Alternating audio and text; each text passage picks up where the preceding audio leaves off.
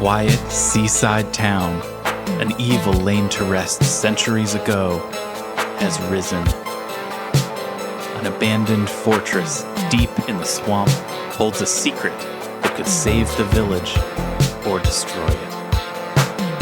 Now, a band of adventurers sets out to dig up the wounds of the past and bring the light of day to the roots of ruin. This is Tabletop Gold.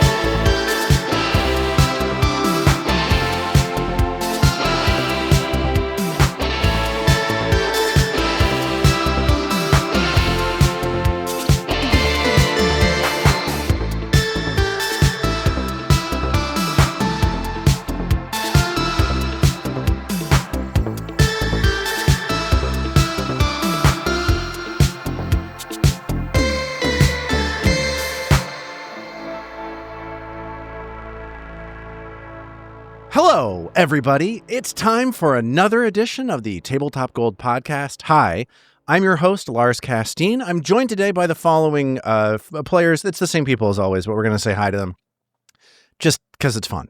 Hi, David the Tin Man Chernicoff is here. Hello, good that time, Lars. Good that time. Zoe Chernicoff is here. Hello, good that time, everybody. Our Matt Humphreys is here. Hello, good that time. And Robin Lange is here as well. Good that time. For some reason, even though we're 200 and something episodes in, I was expecting you to add Chernicoff to the end of all of our names today. Oh, that's a great bit. Sorry, yes, we did adopt all of you guys, too. Yeah. Thank God, honestly.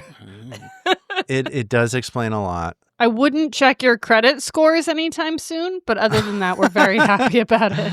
Again, that explains a lot. I like it. So I'm looking forward to getting into today's game. I think we've got like a fun set of, we're on this new floor. We've got a bunch of fun stuff going on. I think it's going to be exciting and interesting and cool, but we got to talk about something else ahead of time.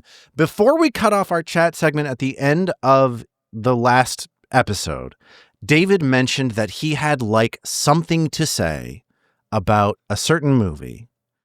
I don't know where this is going. I don't know what this movie is. I mean, I do. No, sorry. I know exactly what the movie is. It's The Breakfast Club, the classic John Hughes. Did he direct that, or is that a Christopher Columbus? That's a John Hughes. That's like John Hughes top to bottom, right? That's a written, directed whole thing. Okay, so David, what's the Breakfast Club thing? Do we need to tell people what The Breakfast Club is? Like, I feel like that's an old enough movie that maybe people don't remember it or know it. Yeah, How dare you? We absolutely do, because you can't assume that anyone will know your cultural references anymore.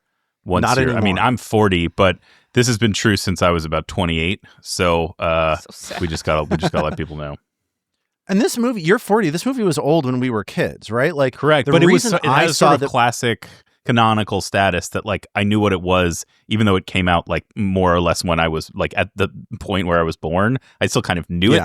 And things that the monoculture doesn't work like that anymore. Like you can't, my 24-year-old coworker didn't know what Wayne's World was, and I sent me into a tailspin a few years ago. So like, I can imagine that. You know? No assumptions anymore. I'm going into a tailspin right now hearing that, actually. I saw a picture of the cast of The Breakfast Club. It was sort of like a then and now. I'm going to put this image into chat. I think the link didn't work, but it's sitting in the chat. Lars, if you can cast it, it will ultimately help. But I can describe what's going on here. So the Breakfast Club is 5 kids who get in trouble in school. The consequences for getting in trouble in school is that they have to go to detention, which is basically spending extra time in school. In their case, it involves going in on a Saturday. Each one of them is like a very clear archetype, especially like a high school archetype. One of them is like there's three guys and 2 gals, and the guys are like a very nerdy, brainy kid, like an athlete jock type, and a kind of like bad boy, sort of like not quite punk, but sort of like anti-establishment, a tough kid. Correct. Sorry, I think you mean a nerd, a jock, a princess, a basket case, and a criminal.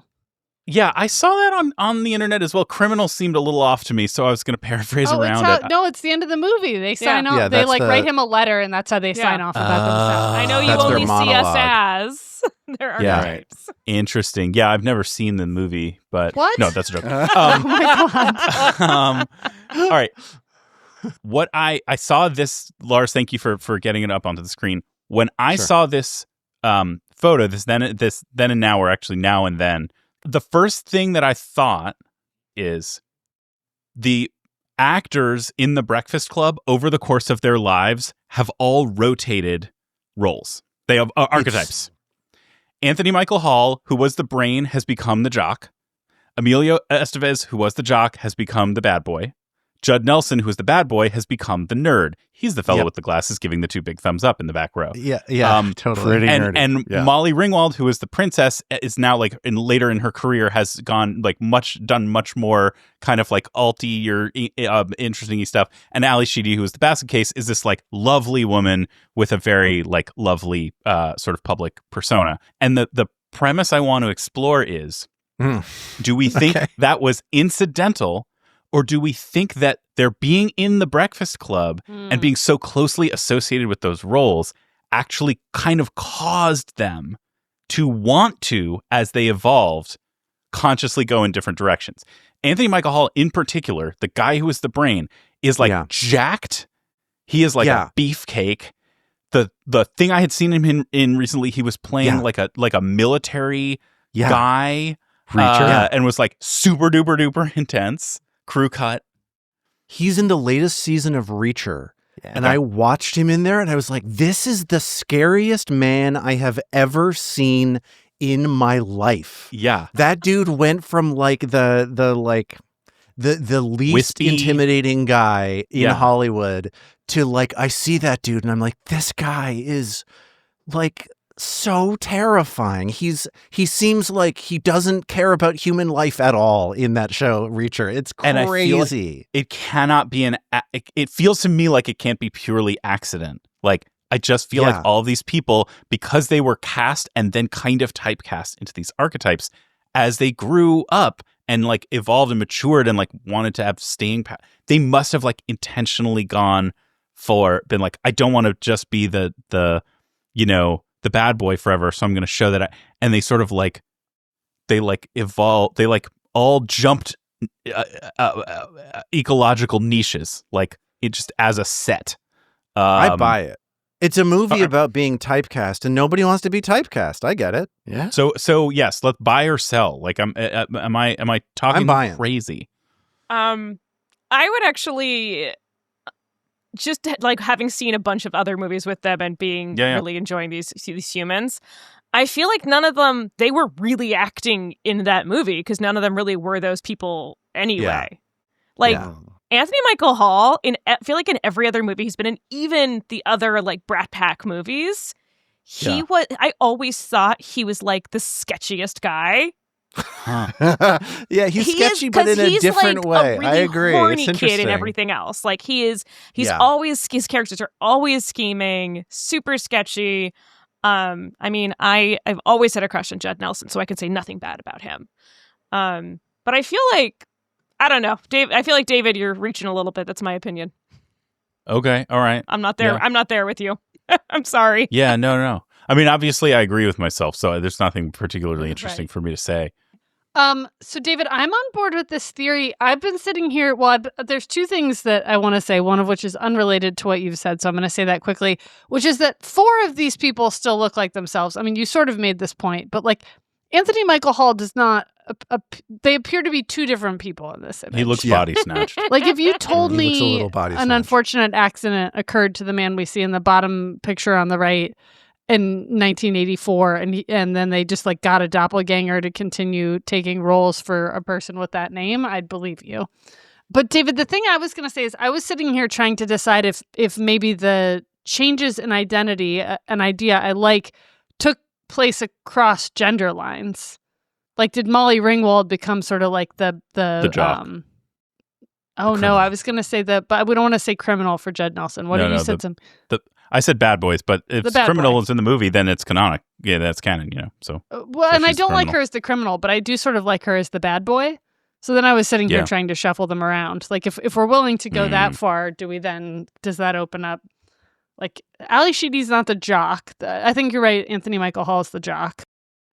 Yeah, it starts to break down though because the basket case is clearly Charlie Sheen, which is Emilio Estevez's brother. So how do we? it's sublimated over there. How do we square the circle? I think that I like this picture though. I fully can fully see the rotation. It's exciting. It makes me want to see this movie again. I would absolutely watch that movie again. Yeah. Anyway, I know y'all are thinking it. Obviously, I'm Molly Ringwald. The rest of you need to sort yourselves out. Mm-hmm. Yeah. Okay. Do we have to each pick a different one? Yeah. Oh. I'm both Anthony Michael Halls. Yeah. Just so you know. You've had the same arc. Yeah. Actually, I feel very Ali Sheedy. I was definitely the basket case in high school, and I feel like I'm less of a basket case now. Yeah. That's good. That's good. I feel like Armat is more of a Judd Nelson than I am. I don't know, Armat, if that's who you'd pick, but it makes me feel like I can't pick Judd. Like, between us, I feel like you're more Judd Nelson than I am. I don't know that you are Judd Nelson. Does that make sense? I think that does make sense as a gradation of like the not Judd Nelson at all. Wherever like on 100% Judd Nelson. Yeah, right. Exactly. You might only be 32%, but I'm 29 or whatever. Yeah. Right. I think we're all Molly Ringwald. I think we're all Molly Ringwald. We are just a bunch princesses. of Mollys up on here. Oh, and speaking of Molly Ringwald, subscribe to the Patreon, right? Yeah. She subscribes. Wait, what? Molly Ringwald subscribes. You should subscribe. Hey, everybody. You know what we're going to do? We're just a barbarian, a bard, a magus, and an eldritch trickster rogue. Playing a game. Standing in front of you. Let's do it. Let's do it. Asking you to love us. You are getting ever closer to the mythical empty vault that drew Belcora Harovex here to the southern coast of the Isle of Kortos to build her ultimate weapon. Every step you take brings you closer to the thinnest point separating Golarion from the swamp-filled outer plains through which Nimbleoth hunts apex predators and gorges herself upon the undead. It is little surprise, perhaps, then, that in prehistoric times, a cult formed here to worship the so-called Empty Death and built a subterranean temple to enable that worship. But it's maybe more surprising that when you entered this temple's imposing gates, you were silently greeted by a skeletal warden and then invited to participate in a macabre challenge to join the cult's ranks. This challenge is the newest and likely most dubious one that you have on your agenda, added to your pre-existing goals of finding Belcora's ghost and using the Nimbleoth-infused lenses and fulcrum lattice to destroy her, and also the task of reuniting the captive ghost of Otari Ilvashti with Zarmavdian, his old friend and adventuring partner, whose soul is slowly decaying out of a green gemstone that has recently entered your possession. More thorough consideration of how wise or foolish it may be to continue in this Nimbleoth cult initiation, though, will have to wait. That's because you're currently in battle, attempting to survive a test that would have been the first one faced by prospective cultists eons ago. That test? To survive the blow dart onslaught of a firing squad of elder cult members. The intervening millennia between the initial instances of this sinister hazing ritual and your current situation have added two notable twists to this test, though. One, these cultists are now spectral, incorporeal undead. And two, you get to fight back. Can I just say for the record, I think it's Please. really messed up that the skeleton cult spirit lied to us. How did they lie to you? We trusted them. Yeah, and now you're going through the process. Wait, oh no, the process? Which process? Oh, geez. Oh, okay. So, no, wait, hold on. Sorry. Here we go. Now you're going through. A process? and process. Don't say the P word. I think that you can come to the conclusion here that like what you're experiencing right now, getting hit with these blow darts, is what people joining the cult would have had to go through. And like this invitation that this skeleton is giving you, this is not like a trick or a lie. This is just what Nimbleoth cults are like. Like these are not people that care about life. These are not people that care about the survival of the people that are interested in joining them. And this like macabre situation that you're in is something that would have happened thousands and thousands of years ago in a very, very similar way. Aside from, like I said, like the fact that these are ghosts and the fact that you don't actually really want to join this cult and you're gonna not take it lying down, you know, like that kind of thing. Yeah. Unless we fall prone, and then we may. Yeah, then you will take it lying down. That's true. Okay, so just to pick up the action from where we were, you are in this like oddly shaped room that you've realized is oddly shaped because it contains these two corridors that are like here to hide this firing squad with these poisonous blow darts that are being shot at you. This combat has been like strange. It's been a difficult and potentially infuriating for you tactical situation because every time you feel like you've got one of these creatures cornered, they pass through the wall because they're incorporeal ghosts that you're fighting right now. And they are doing everything they can do to skirt around you, move into better positions, and try to find the weakest of you to highlight. So I mentioned at the end of last week's episode that you're not even going to believe what happens next, and you probably are going to believe it because I'm going to attack some of you many, many times with these monsters. Okay. And I think that's a reasonable expectation. But That's here's what I'm believable. realizing. They're trying to thin the weak out from the strong, and I think that the fact that Ao is frightened in this moment due to the frightening presence means that any one of these creatures that is able to focus on Ao is going to. So perhaps all of you are sort of observing this in slow-mo as you realize that this is the time when they finally focus on one target. And Zoe, I'm sorry to say it, I'm just going to attack Ao like a million times in a row. So Don't like it. Sorry. Feels personal, but okay. Okay, so first up, cultist number 1 is going to fly across the room towards Ao and extend a spectral hand to execute this spectral corruption attack. First off, here's the strike from the hand as they reach out towards you and try to stretch out at you. Oh, yikes. And this I'm is... going to hero point that? This is ridiculous because it's a 20 on the die. You gotta draw. Nice. Is this the ace of spades that I have drawn? Close. Nope. No, it is the king of spades, which means that we're going to do just regular old double damage here. So this is a critical strike against Ao. Bad damage roll. That's 24 points of void damage as Ao feels something similar to the energy of that blue light that she has felt on a number of occasions here as this spectral cultist reaches out and she feels the energy of death itself reaching into her. I now need mage Ao hand to... reaches out and flavor slaps him. It flavor slaps him, and cultist 1 goes, ah. Did I already use my reaction this round? I guess it didn't move. Never mind. Ignore me.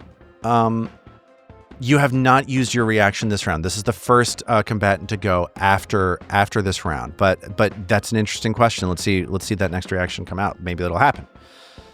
Okay, I need you to make this will save as you feel this corruption from this spectral touch wash over you. That is a 27.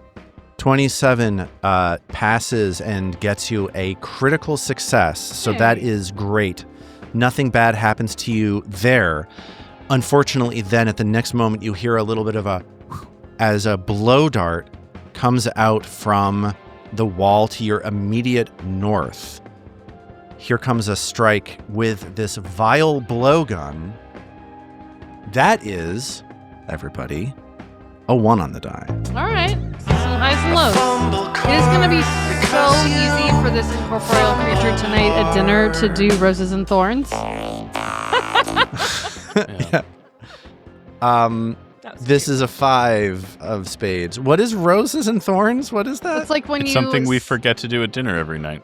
Yeah, it's a thing that What is it? parenting blogs hang over your head. It's a good thing and a bad thing that happened to you each day. So you say your rose is a good thing and a thorn is a bad thing. Do you remember at the beginning nice. of improv rehearsal in college, we would do goods and bads? Yes. It's goods and bads, but with a floral metaphor. It's very evocative, and I really like it. Lars, you know how most days for 4 years I've been texting you a thing that's like rose : thorn : and it always has some update. That's what that is? Yeah. You were probably pretty curious. Okay. In my classroom, we called it glows and grows. Oh, a rhyming sort of slant rhyme kind of situation. But that's not floral at all. It's not floral. I use beers and tears.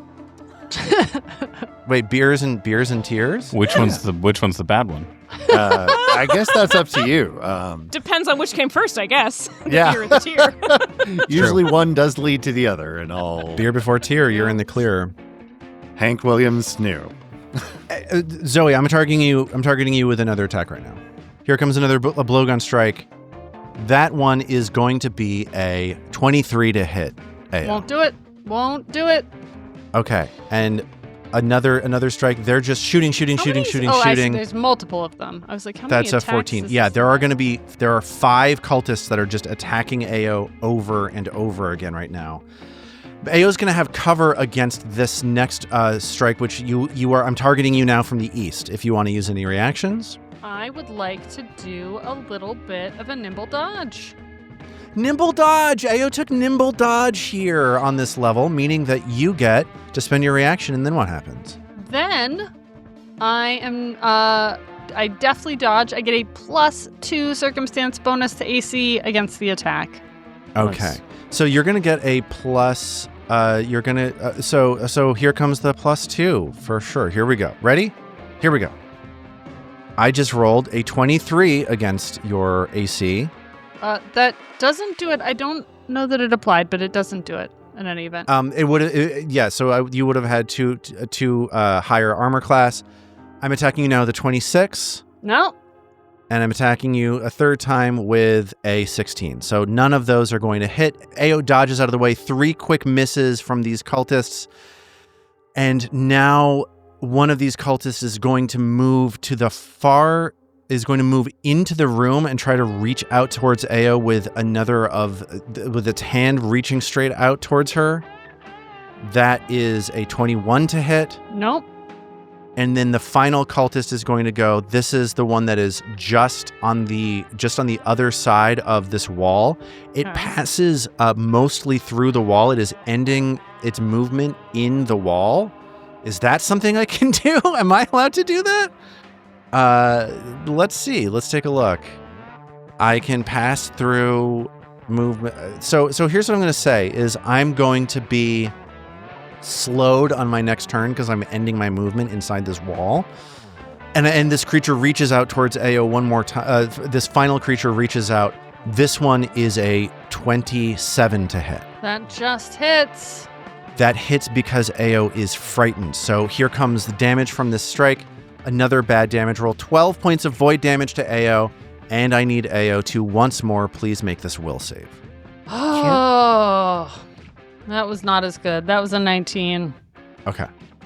So what that means is that Ao feels her mind going. And Ao is now going to be... You know what? I'm going to hero point this. Okay. Let's see if we can keep that mind. Okay. Let's keep the mind. That's better. How about a 31? 31. Ao is totally okay. It's a critical success rather than just a regular success. And that is the end of this onslaught. So the 4 of you are just seeing Ao shaken by the frightful presence of these specters, just getting zoom, just attacked as they all finally converge around their target. And Ao is like looking kind of okay. Like imagine AO she's withstands just swearing. that. Yeah. But it's I just envision like these spectral forms like spinning around the room, reaching out to AO, like glowing darts flying at her. And now suddenly Trill has the time to act at the top of round 3 as she sees these specters converging on her shaken friend. What is Trill going to do? She's going to target the injured one that's very close to AO, kind of between her and AO. Yeah. That's the one that has been hit a number of times by the rest of you. Yeah, let's see if we can help with that. And go ahead and do Vitality Lash. So I'll roll damage, and then you're going to have a Fortitude save. I would love to make a Fortitude save. And that looks like 23 points of damage. Okay, this is not a great save for me. But if I roll a 20 on the die, that does help. It sort of don't matter how good the save is. I critically succeed. What a mess. What a disaster. Pretty good roll, yeah. It's a pretty good roll. Oh, wait. Wait, no, never mind. That didn't help. I was looking at hero point cards, and I saw something that had to do with a saving throw, but it was already the worst, so it really didn't help. Okay. Sadly, there we go. No, none of the hero point cards help in this particular situation. Okay, so this spectral cultist shakes off this Vitality Lash, withstands it, and just like moans out, "Wait your turn." Well, that was obnoxious. Yeah, it was. Chill's got another turn. I think the only thing that makes the most sense is going to be preparing to aid. Okay. Who needs help? Who would like an extra boost to a roll?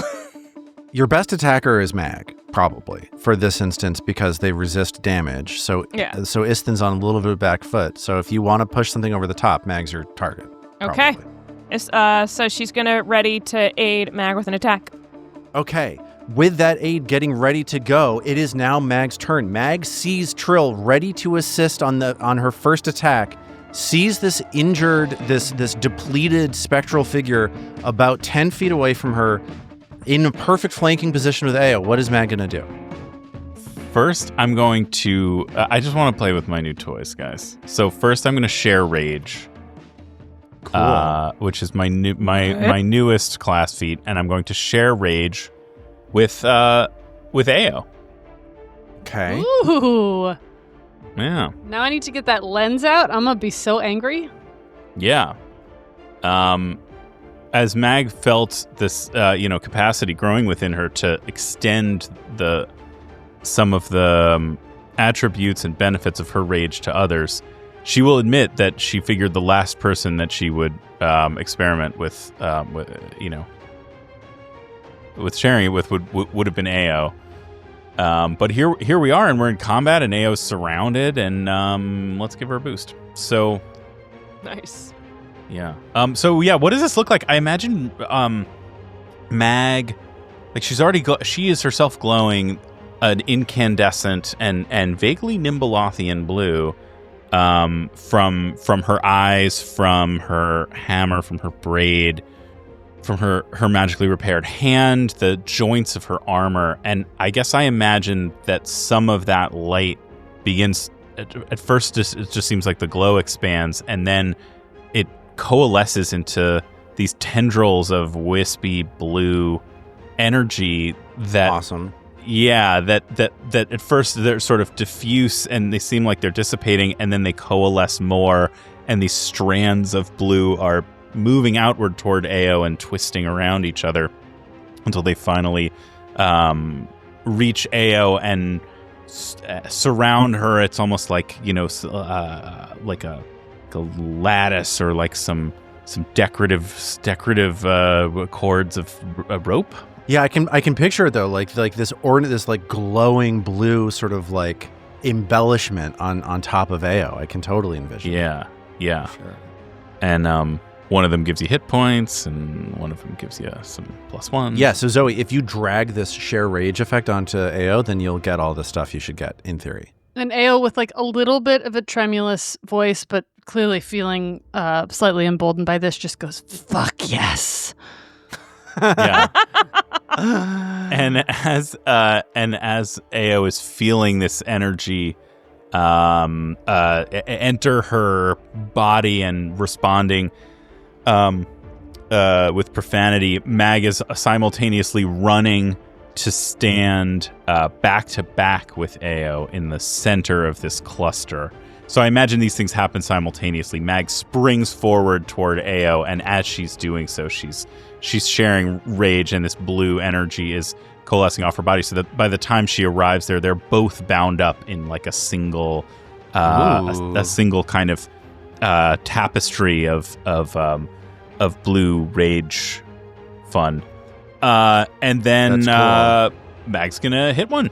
But before that happens, Trill sends out this like aiding blast of magic to assist Mag here on this attack. She, does some rageful guitar to support. And that's a 33. Okay, so that is a critical success, meaning that Mag is getting a +3 onto this strike. Man, being master of performance is fabulous. Yeah. So this performance emboldens Mag even more. Let's get that strike from Mag. That's a 31 to hit. Is that with I guess with +3 becomes a 34.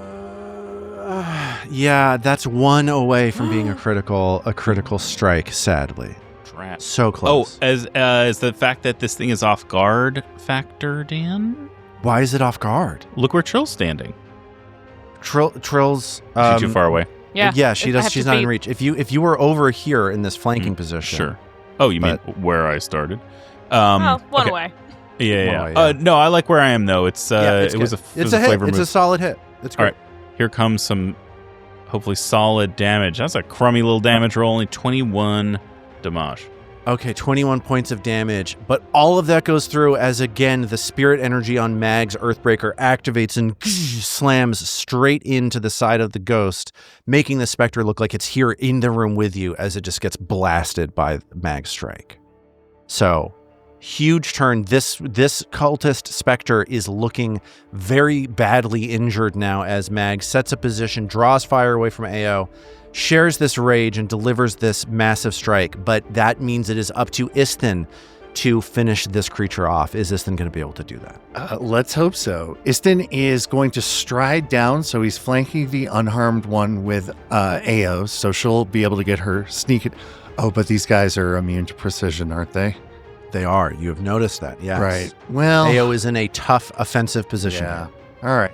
Well, I'll stay down there anyway. And then Istin is going to use his Conflux spell to make a strike at each of these two ghostly dart blower folks. And he starts spinning his staff over his head and makes 2 lightning fast strikes at them. Right, because you got to recharge your spell strike, and this single action double attack spell gets your spell strike back and also helps you keep up the offensive pressure. Love that. Exactly. Yeah. Actually, I'm going to go against that one. There we go. Okay. So Istin, that first strike against the specter that you're flanking with, that was a bad roll, and you wound up with a 25, hitting only because you're flanking and because of Courageous Anthem. Are you able to roll damage, or do you need to do that? I have seen none of these rolls in my browser. Let me reload. So that maybe? is, I rolled a 1 and a 5 on your d8s, and you do 14 points of damage to the one that you're flanking with. Okay. Awesome. Thank you. That is 9 points of damage go through, and then there's some persistent vitality damage because of your vitalizing rune. Now, the one that you are not flanking, that is right next to Mag, the one that is very badly injured, you rolled a 15 on the die. Okay. That got you a 36, which is a critical hit. Yes! So critical damage to the one that was badly injured, and the damage that you rolled was 38 points, which is enough for Vadim to destroy that specter forever. Hell yes. I'll take it. Last action, he raises his staff in a parrying posture. Okay, fantastic. It's Ao's turn. Ao has been surrounded on all sides. Her friends have rushed to her aid. She's enraged by Mag's new abilities. She's still slightly frightened. She's in a position to do some incredible things. What is Ao going to do?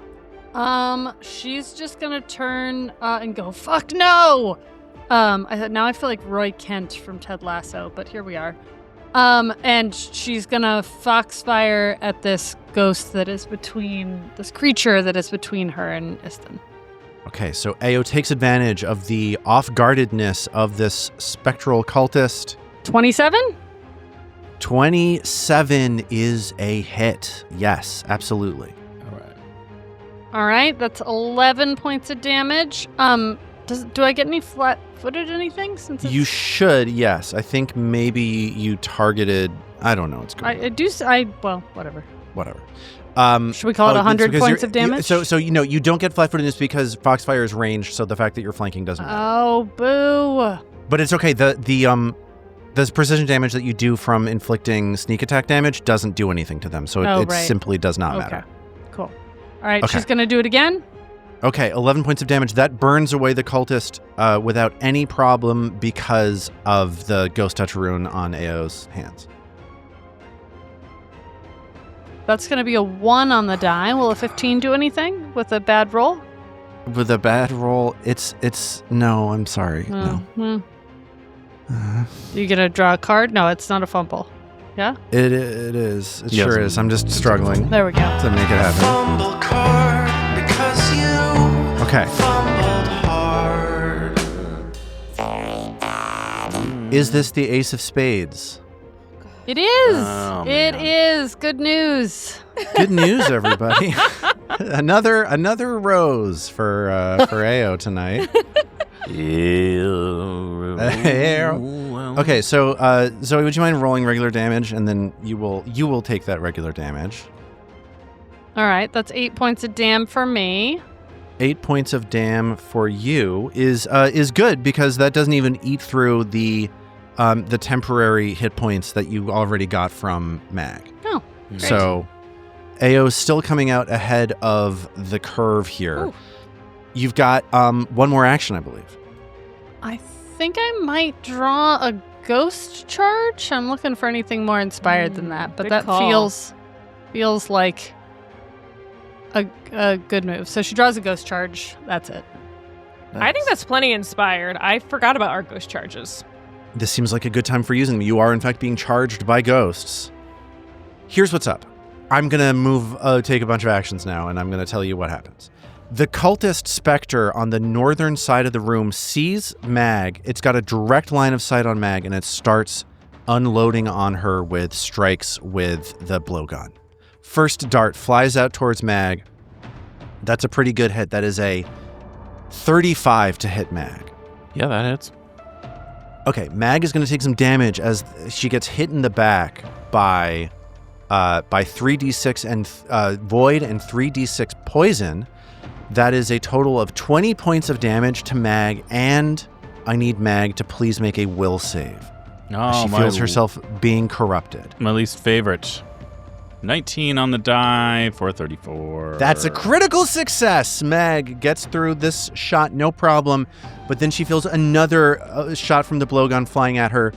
This is a 22. Not going to be able to do it. That dart bounces ineffectually off the backplate of Mag's armor. Okay. And a third shot from the blowgun as this creature is just looking at Mag and shooting over and over again. This one's a 17. Mag catches it in her teeth and laughs. Okay, good. Very rakish. I like that. The cultist that is just about 10 feet away from Mag behind this alcove to the east targets Mag as well. Blowgun strike at Mag.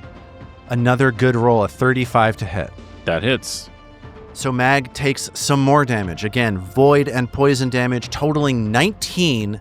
And Mag needs to make a will save as she experiences the vile spectral corruption from this ghost. Lars, am I resisting some of this damage? You're resisting so much of it. This is like ridiculous. Mag, yeah. Why did we let you respec this character? You're resisting almost all void. Of it. Yeah, you're resisting void damage by 7 and all damage from undead by 7. Yeah. Well, I would have made her Spirit Barb in the first place if I'd noticed it. If I'd understood what was going on. No, Yeah, I if you went know- through all the instincts and was like, I gotcha. "No, these," and then later there was Spirit Barb, and I was like, "Oh, I actually like that one." It seems like a great choice, and I'm really so happy. awesome. It's really good. It is definitely tilting this combat a little bit. I rolled a 14 on my will save. That's a 29 total. Or Okay. am I immune to this because of the last one? No, you're not immune. Are you immune to it? I don't think so. I don't believe you are, but maybe you Sometimes are. when Maybe you I'm crit wrong. succeed at these things, Yeah, you're yeah. immune for a minute or Yeah, whatever. you know what, dude? You super are. I don't even know what I'm doing. Ew. Heyo, David understands the game better than Take your I action. do. Take your action back though. I don't want you to be. Like, No, it launching wasn't an this- action. It just happens when I hit you. So I'm Oh. gonna hit you again. Dope. I rolled a 19 on the ding dong die. That's a 27 to hit you. And that misses. Okay, My cool. armor class is 28 now. It's good. You're really good, and I hope you're happy. So now the spectral cultist that is sandwiched between Istin and Ao does not like being there, and is going to instead fly through everybody up to try to get back into these arrow slits. So you're looking at a moving creature trying to get away from you. Reaction, please. Okay. Istin would love to make a reactive strike. Okay, so Istin sees this cultist, this spectral cultist between himself and Ao start to move and strikes out. Boy. 23? That hits. Because you are flanking them, that hits. You're in the exact right position.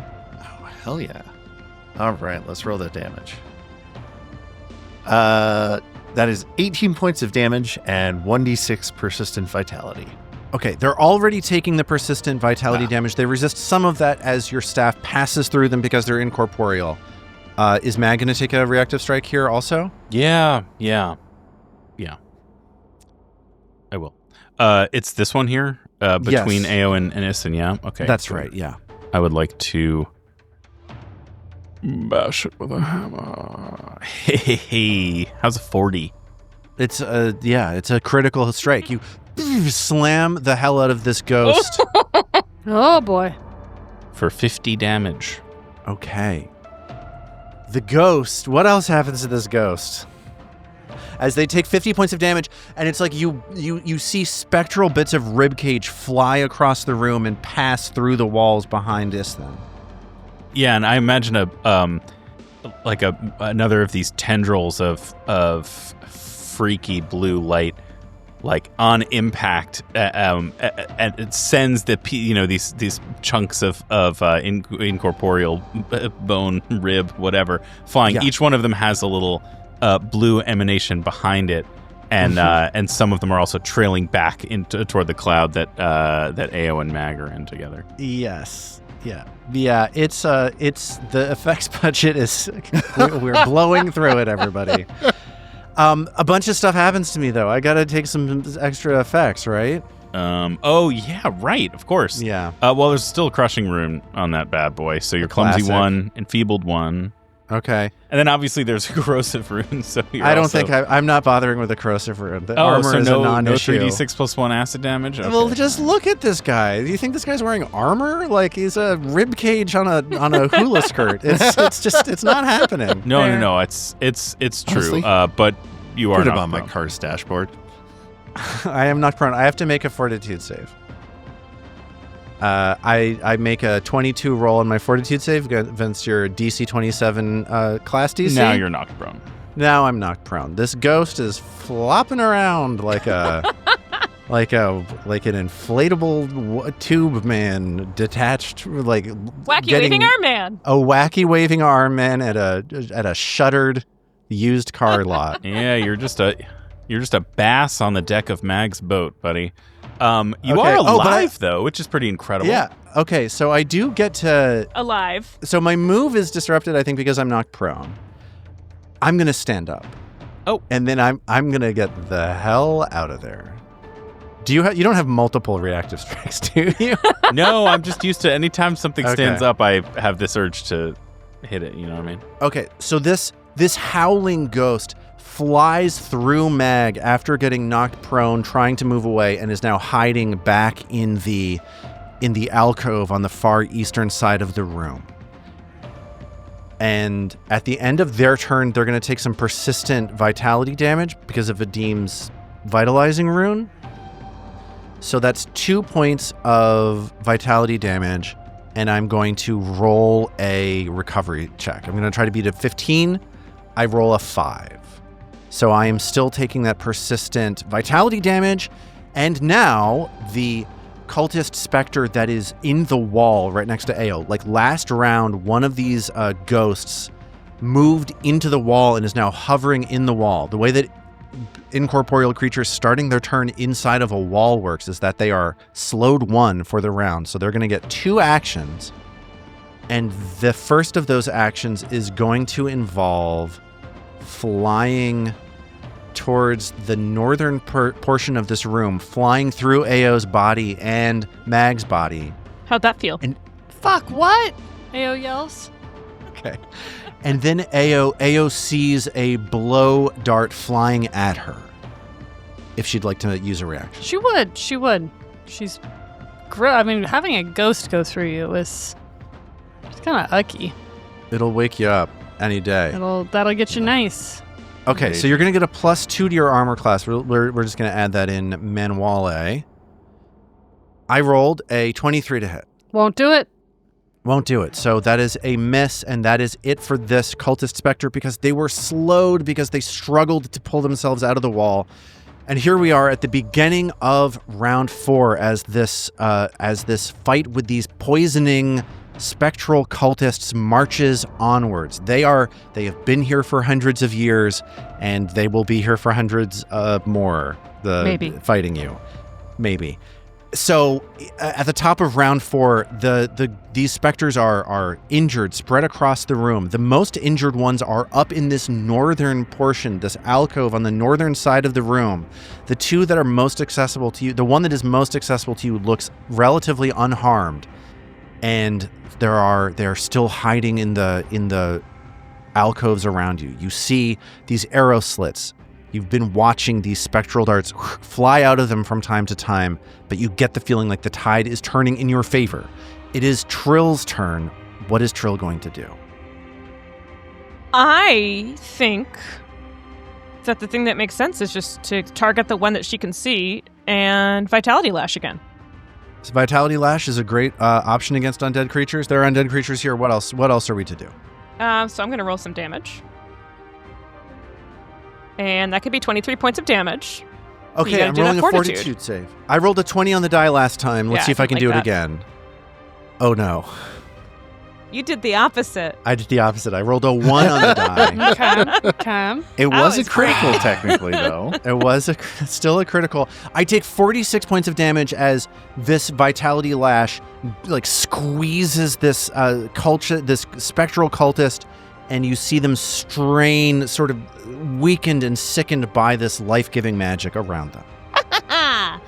I think for Trill's last action, then, what I keep forgetting to use things like her versatile performance. Sure. And she's going to try and demoralize to try and give someone else a buff there. The guy she just injured. I love that. What a great idea. So let's go ahead. Can we demoralize them? Right, they got mines. For sure. This seems like, you've frightened, I believe. Yeah, you frightened them earlier. We frightened them before. So. Yeah, of course you can. Yeah.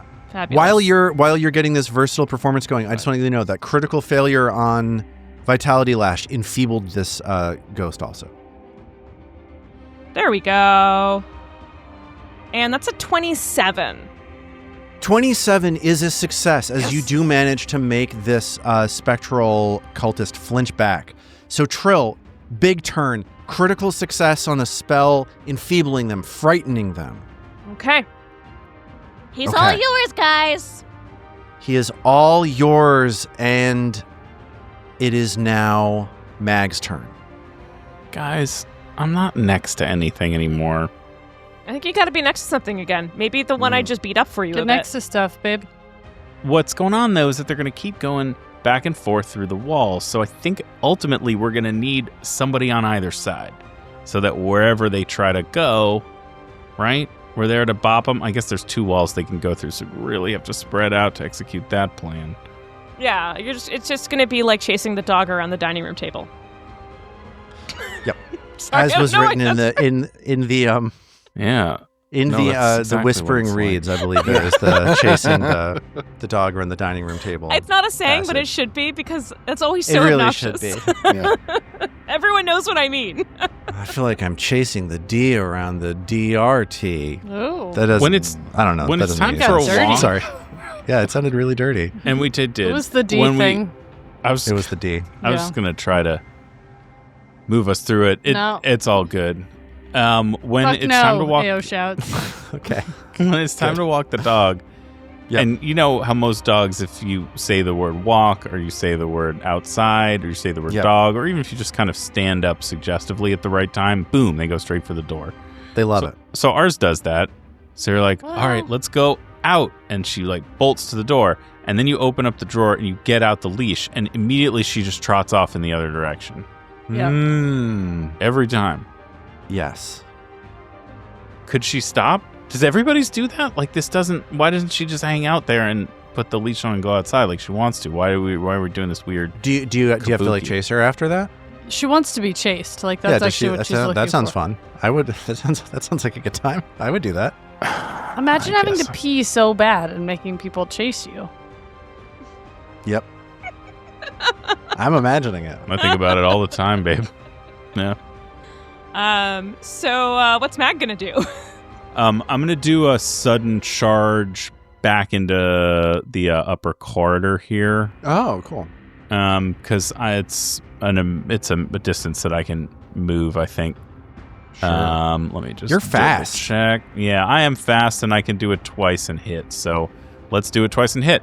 Mag, let's see. She runs back up into the thing. Yeah, you have enough to get to any creature that you want to get to. If you want to get into this back area here and get right next to this That's near death right, and I can run specter, through them. Yes, so that's can. the spot.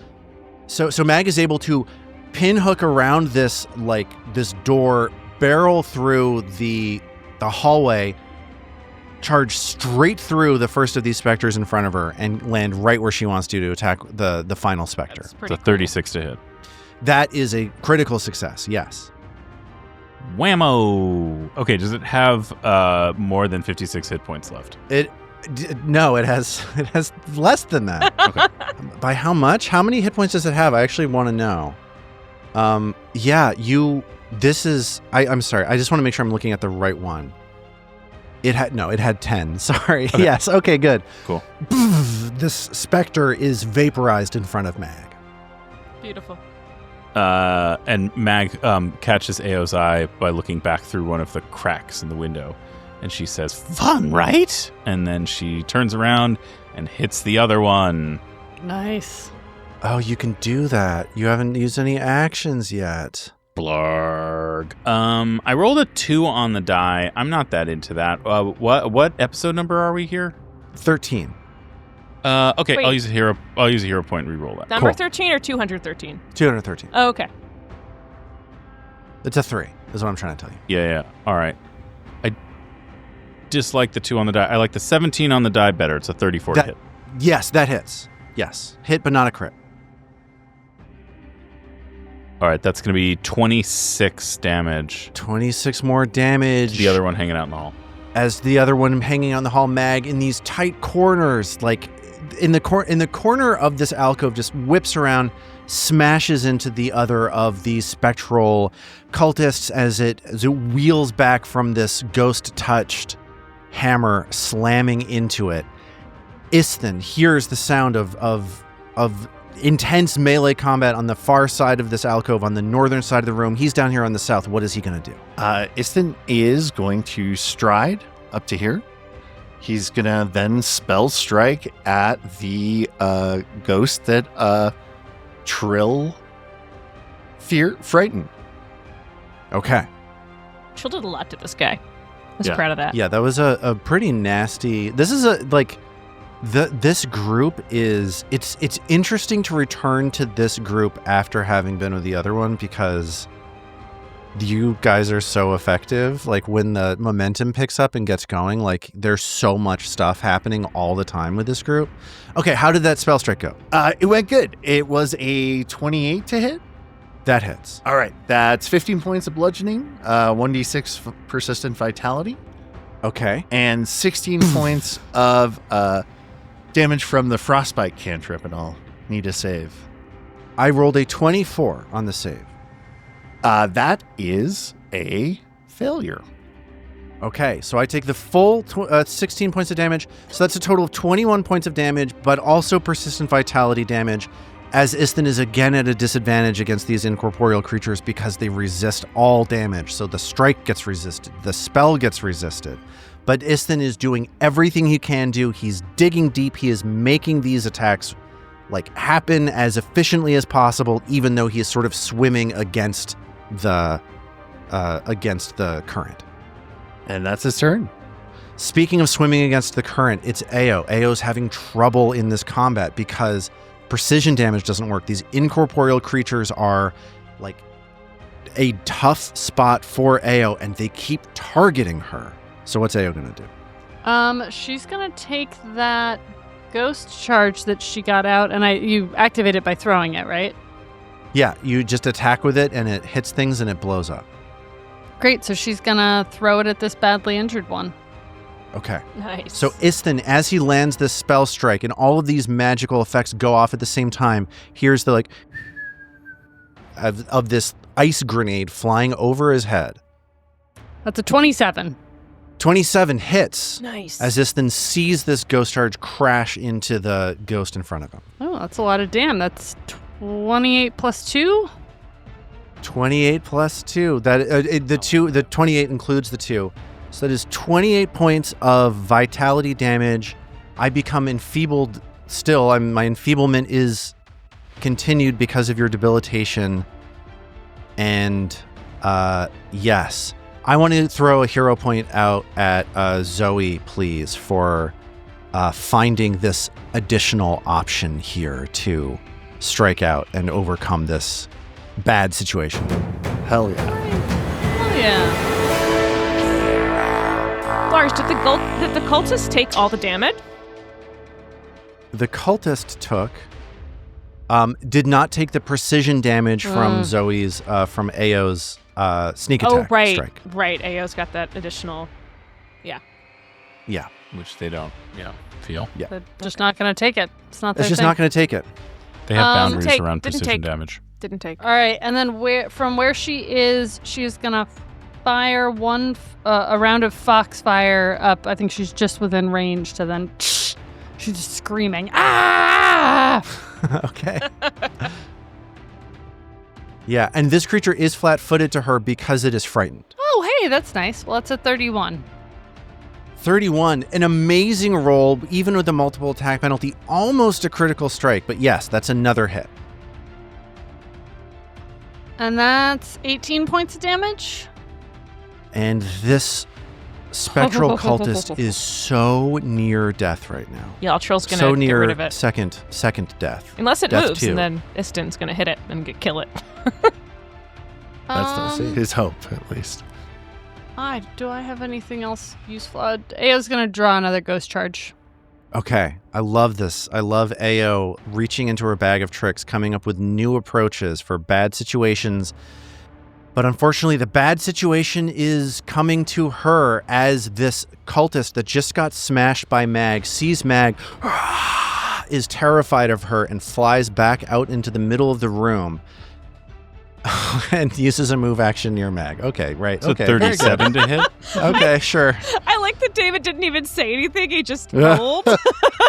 And everybody knew what it was. Yeah, that's a critical hit, David. You did it. 50 damage. What were its big plans? Oh, brother. That little noise Okay. Lars just made was very rewarding. So Mag smashes the tar out of this ghost, and the ghost is gone and dead. Okay, let's throw a hero point. Yay! Let's throw a hero point at Mag. Bravo. Also. Okay.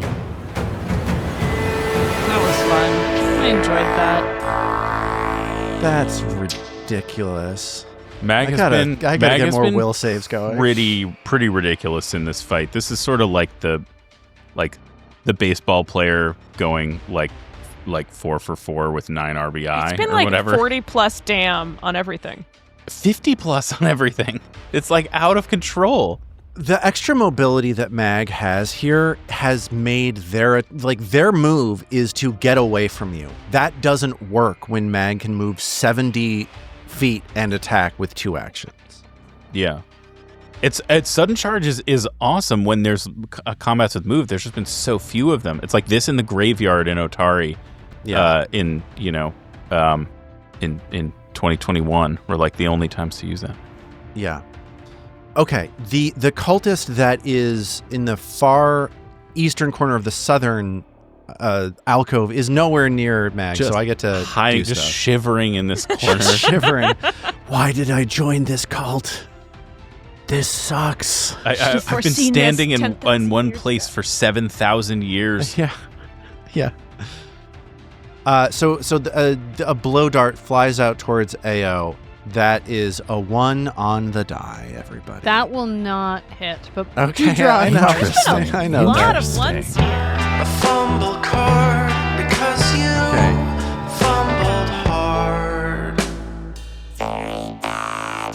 Is it the ace of spades?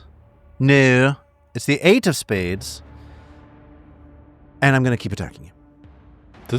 No, never mind. Almost rolled another 1. This one's a 20 to hit. That misses. And this next one is in fact another 1. Here we go. A fumble card because Wild you dice tonight. fumbled hard. Very bad. It's the 7 of spades. AO, ching, ching, ching. All of these spectral darts fly through the room, pass through the floor in front of her as this ghost on the other side of the alcove just goes...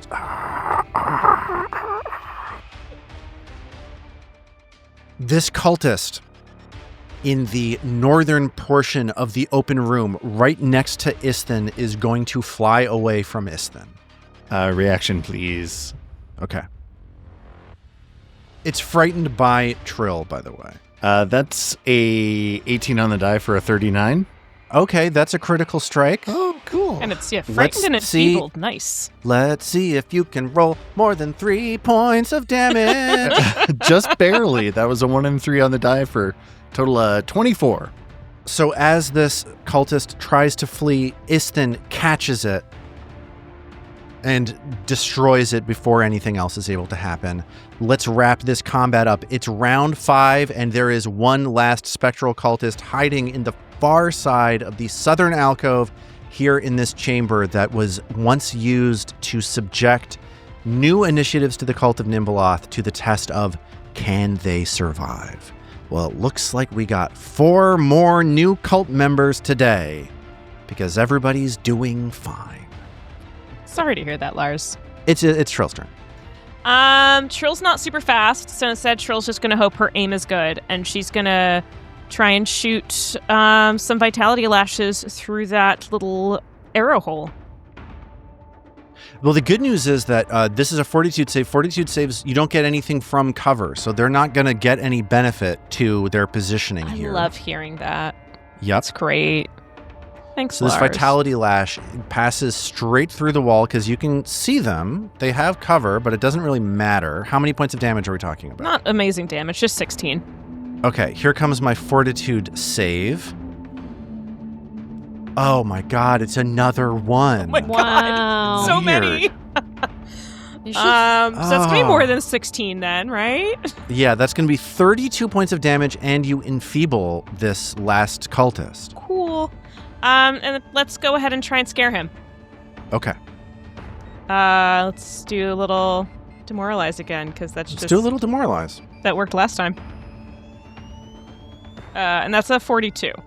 That's an extremely easy critical success. You play a terrifying note, and it just cringes back inside Trill's- of this alcove. She's tiny, but she's very frightening when she wants to be. Though she be but little, she is fierce. Not little, but still fierce, is Mag. It's Mag's turn. Mag is in an empty alcove, a number of feet away from the problem. Where's Mag? How's Mag going to deal with this? I will move and then charge. So the move portion of it takes me more or less to the outside of the door, and then from there, sudden charge is 2 moves, And then if you end up next to anything, you can make a melee strike, and that whole thing costs just 2 actions. So this is going to feel like 4 actions to you, listener, but I promise you, it's only 3. It's going to feel like 50 points of damage. Well, it's gonna feel like that to me for sure. Bork, it's only a 29 to hit. Does that actually hit? Yeah, it hits. Cool. All right, 26. Okay. Damage. 26 points of damage. Mag, slightly out of breath by the time she gets up to this ghost, is not able to land the perfect strike that she was aiming towards, and this spectral creature is still up. It is now Isthin's turn, as Isthin sees for a brief moment Mag charging through the room, disappearing again, and he knows that she is focused on this alcove here at the far end of the southern portions of the room. What is Isthin going to do? Yeah, does Isthin have line of sight here to the beastie? Through the... Yes, but it has greater cover. Got it. Perfect. Well, he's going to cast Frostbite on it and make this fort save. Okay.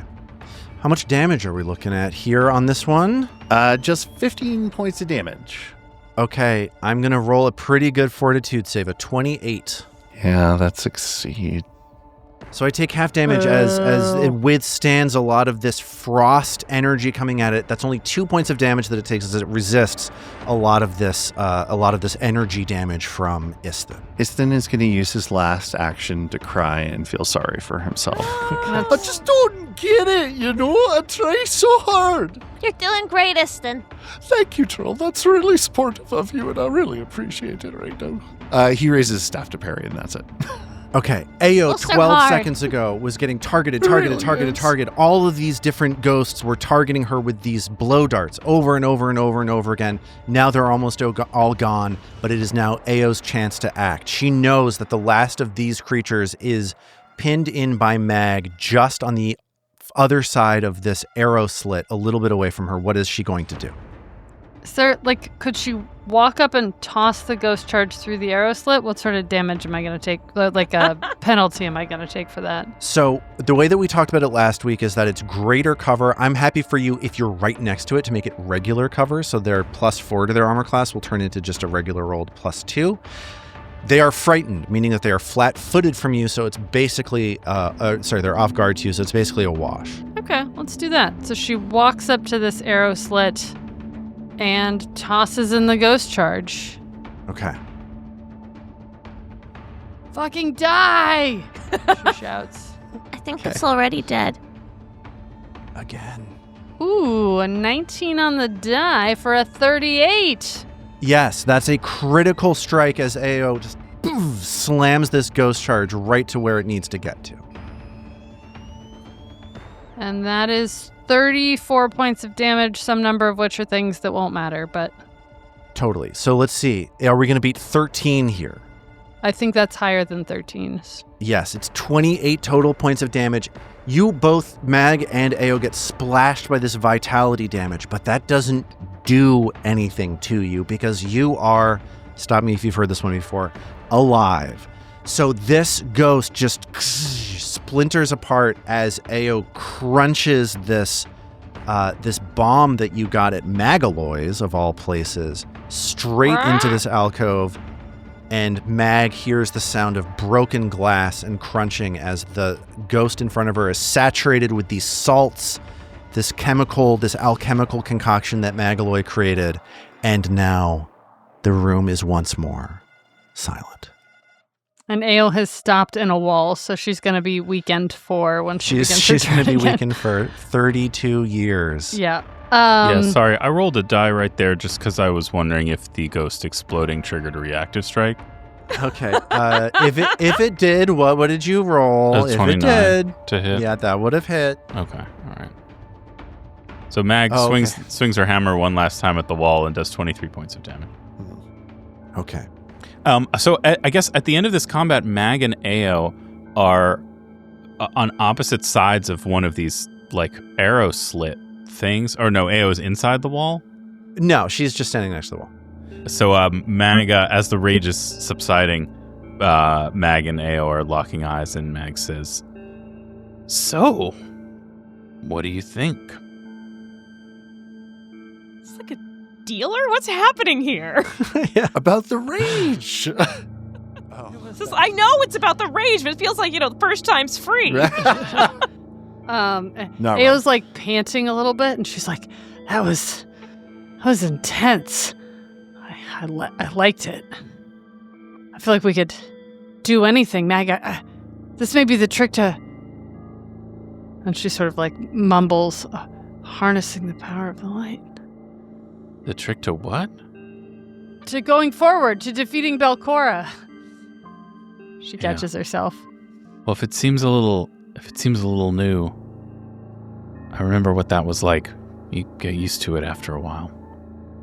I just want to ask one question, Zoe. You're also infused with this crimson lens. Yes. The crimson lens, if you recall, is the one that makes you angry. That's so right. You're already sort of magically pushed into a place of anger that then Mag pushing you even further is potentially hat on a hat? Crazy. It's potentially awesome. I don't know. Yeah, I think we can all agree maybe there's long-run psychic consequences of something like that, but I don't think Ao is contemplating or processing any of those right now. I think it just felt great, right? Like this fight went well. She delivered the final blow. Yeah. And she's usually pretty self-reflective, so that's a change. Do you think that either Trill or Istin have a reaction to seeing Ao and Mag sync up like this? I guess this is a big question, and I apologize for jumping it on you. But you've heard Ao talk about harnessing the light. You've heard Ao say a lot of things, and Ao is now in this place that seems pretty empowering and pretty intoxicating. I'm wondering if either Trill or Istin has a reaction to this. I feel like Trill and Istin would probably give each other side eyes uh-oh. Right, yeah, no, that makes me nervous. Yeah. Maybe because it's Mags, it'll be better, though. It's not that it's Mag's, it's just the sense now it's Ao's, and we gotta keep an eye on her. This is not good. Right, yeah, no, for sure. And, hey, it happens to everyone. That was totally okay what happened in that last battle. You still did your best. Oh, thanks. I got a couple of them, and I've been just feeling a little vulnerable, Ghosts are hard. Yeah, and it's just being down here, my dad would have killed to see this. Literally, my dad. Oh. I've been going through his notes for the book, and the thing is, it's good. It's really good. He tracked the origins of the Rose Guard and their career. Anyway, I'm sorry. That just got kind of cool. But actually, that's an interesting point. In going through his notes, would Haplo have had anything to be more how would Haplo have at this level been handling this? I'm just curious if there's any hints maybe that would help Istin. Yeah, I don't know, but I think it definitely has made the fact that we're carrying Zarmavian's soul construct with us. It's suddenly somehow he's been put into his dad's book.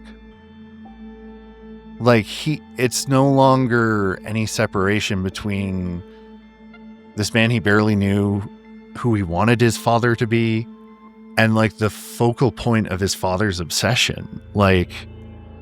It's all hitting, and I'm not sure how he's handling it right now. Interesting. So the party splits into these two groups, Ao and Mag connecting over this rage, Istin and Trill coming to these realizations about how close you are to culminating what it is that you've come here to do. I want to recap for you what's going on in this room. So this room, was this test chamber, and you've clearly all passed the test. There is a statue on the far western side of the room that Istin identified This statue is like a skull on the top of a skeleton in a burial shroud. And the skull is got swamp weeds in its teeth. And Istin identified this as a rare depiction of Nimbleoth herself. There are doors leading out of this place. There is a door leading to the south and double doors leading to the north. If you'd like to get a little bit of healing done and push onwards, we can do that. I think I'm happy, just for the sake of keeping things moving, say that Ao's probably more than capable of healing herself up in like 20 minutes. And Well, thanks. That's Trill sweet, as man. well. Yes. Trill, you're on your own. Sorry. Yeah, everybody can get healed. Let's say Ayo, give everybody me that can get... gauze. Ao's watered a bunch of it in her mouth inexplicably. What? You know, first she does the thing with the light and I get worried. And then she does that and I feel like things are going to be all right, you know? Yeah, there's a method to the madness. Right, yeah. And also So as you're all patched up, it's about 12:15 in the afternoon. It's a little bit past noon. It's been a busy day. It started with the attack on Kerfell and the Urdeffins to seize the... Sorry, I started with the attack on the treasure vault. And you've been pushing on since then. I'm Speaking sorry. of pushing on, where do you think... It's only noon and all that has happened Yeah. in one day? yeah, it's been a... Listen, you're Wow. very capable people. Where We would read you that like letter to push? really fast. Yeah, that's true. Um, where would you like to push forward to? Okay, am I remembering right that like we got here because we set off trying to tackle the task that Vadim set before us. In so doing, we ran across this silent sentry, cultist guy who led us down the stairs and into here. So we kind of yes-handed our way into this place, but I think you could argue we've gotten slightly far afield of the whole thing Vadim told us. So, like, are we doing that? I guess is my question for the group. If we are, I have a thought about what we might do next. But like, are we still going in that direction, or is it Lenten now? We're really distracted by this cult thing, just because we've spent several months trying to get to the bottom of this. I think we're looking for Otari's ghost. Yeah, right? Yeah. Like, I mean, it's most likely going to be here Yeah. down somewhere in the Somewhere here. Anywhere around- Nimbleothian and Kong. Nimbalothi's here. stuff feels right since his soul was pulled down. What's your Okay. thought? My thought is, have we cast Locate today? And if we haven't cast Yes. Locate today, Yes, we have cast it today? But you can overcharge a wand. You can use it for a second time in a day, Okay. and the spell works, but you might blow the Lange ruby up. Oh, That's kind of fun, though. Wild. All right. Well, so my thought was we're looking for Otari Ilvashti's soul. We have met it before, so like we might be able to locate it on that basis, or if no, we we can't because can't. it's too diffuse, could we use Otari's dagger as a kind of focus energy thing to I like it. rule I of like it. cool? Rule of Locate. extremely cool. Because think about it. Otari had a knife, right? David, Yeah. come with me on this journey. I'm with you. He gave you the dagger. Yeah. But presumably there's like a spectral, ghost-like version of that still on his ghostly person somewhere. That's exactly what I was trying to say before, a moment ago.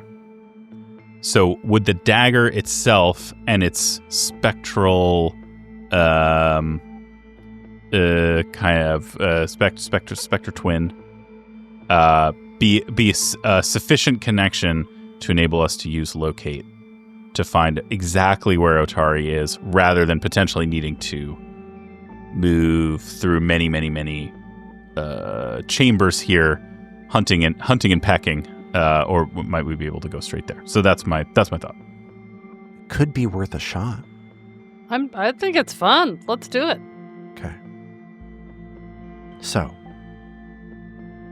you cast this spell from the Lange ruby. Imagine she holds the Lange ruby in one hand and Otari's dagger in the other.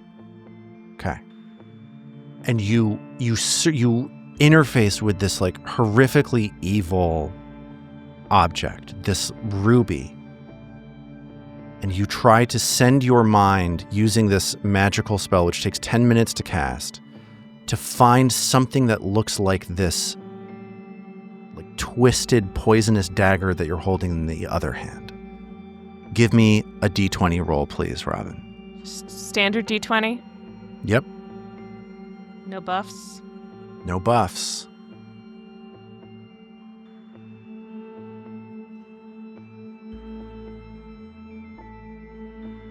Can I use a hero point? Do you think it's... Sure, you can absolutely... Yes, you can absolutely use a hero point. Yeah, because it was only a 2 that felt bad. Okay. Let's use a hero point on this flat check.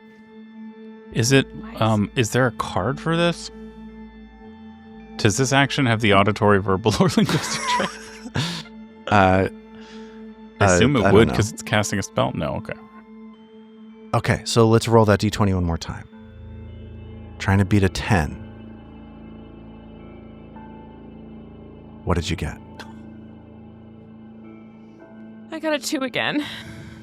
Okay, so Trill feels a sudden explosion of pain in her right hand as the Lange ruby shatters, but she feels the dagger pulling her forwards towards the northwest, towards these double doors on the far northern end of this room. And we will pick up from there next time. Oh, this is so cool. I guess I didn't need to use that hero point then. Oh, that was rough.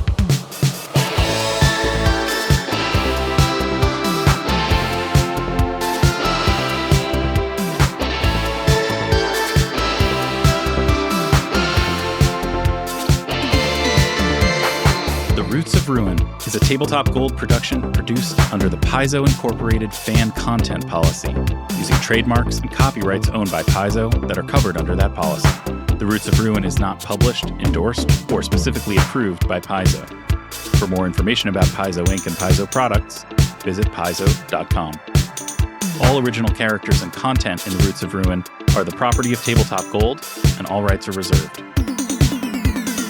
We at Tabletop Gold would love to hear from you. Visit our website, tabletopgold.com, to learn more about us and our shows, join the Golden Horde to get access to more shows, pick up great merch, and connect to the best online community in all of podcasting.